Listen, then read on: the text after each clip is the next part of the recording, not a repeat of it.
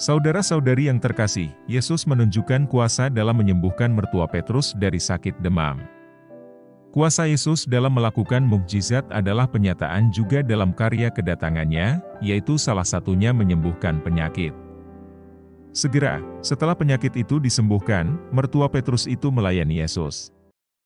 Anugerah yang Yesus berikan dalam kesembuhannya itu memberikan gerakan hati untuk melayani. Pelayanan itu bukti ungkapan syukur kepada Tuhan, yang membawa kabar baik.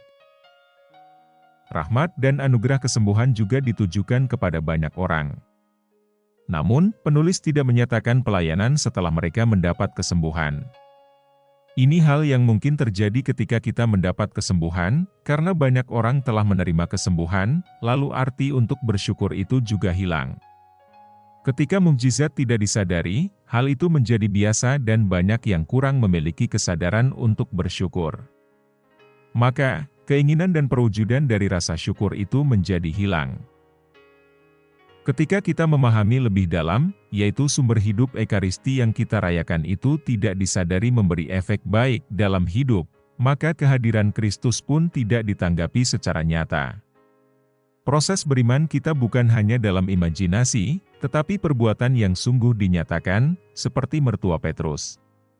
Ini yang dialami oleh kebanyakan orang, ketika hanya berdoa secara bersama-sama, terkadang kurang merasakan bahwa Yesus hadir.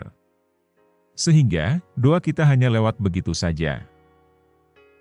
Kesembuhan yang dinyatakan Yesus itu seharusnya membawa perbuatan kasih untuk melayani Tuhan.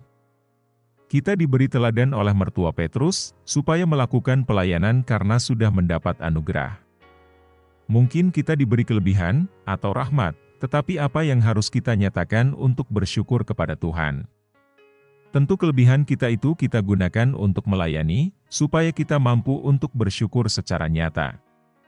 Sehingga, kita kembali kepada Yesus untuk mengucapkan terima kasih.